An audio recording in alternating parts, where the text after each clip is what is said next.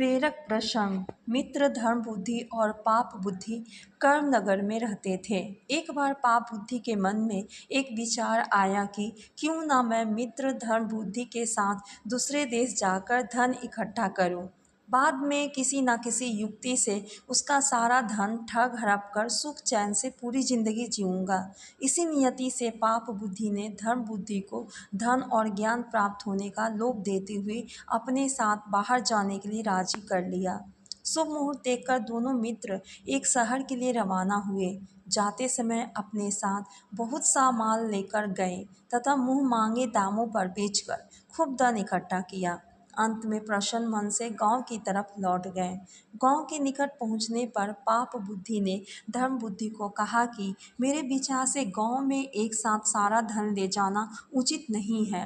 कुछ लोगों को हमसे ईर्ष्या होने लगेगी तो कुछ लोग कर्ज के रूप में पैसा मांगने लगेंगे। हो सकता है कि कोई चोर ही इसे चुरा ले। मेरे विचार से कुछ धन हमें जंगल में ही किसी सुरक्षित स्थान पर गाड़ देनी चाहिए। इतना सारा धन देखकर संत और महात्माओं का मन भी डोल जाता है। सीधे साधे धर्म बुद्धि ने फिर पाप बुद्धि के विचार में अपनी सहमति जताई।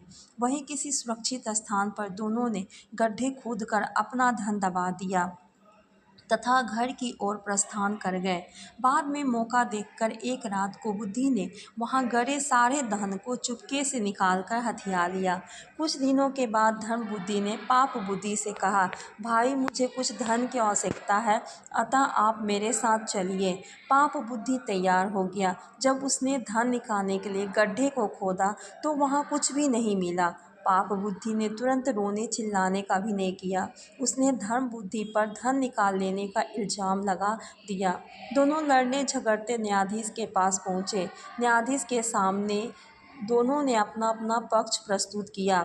न्यायाधीश ने सत्य का पता लगाने के लिए परीक्षा का आदेश दिया। दोनों को बारी बारी से अपना हाथ जलती हुई आग में डालने थे। पाप बुद्धि ने इसका विरोध किया। उसने कहा कि वन देवता गवाही देंगे। न्यायाधीश ने यह मान लिया। पाप बुद्धि ने अपने बाप को एक सूखे हुए पेड़ के खोखले में बैठा दिया। न्यायाधीश ने पूछा तो आवाज़ आई कि चोरी धर्म बुद्धि ने की है। तभी धर्म बुद्धि ने पेड़ के नीचे आग लगा दिया। पेड़ जलने लगा और उसके साथ ही पाप बुद्धि का बाप भी वो पूरी तरह से रोने चिल्लाने लगा। थोड़ी देर में पाप बुद्धि का पिता आग से झुलसा हुआ उस वृक्ष की जड़ में से निकला। उसने वन देवता की समक्ष सच्चा भेद प्रकट कर दिया। न्यायाधीश ने पाप बुद्धि को मौत की सजा दी और धर्म बुद्धि को उसका पूरा धन दिलवाया और कहा कि मनुष्य का यह धर्म है कि वह उपाय की चिंता के साथ नाश की भी चिंता करे। वीडियो अच्छी लगी हो तो लाइक, चैनल को सब्सक्राइब और लाइक कीजिए। धन्यवाद।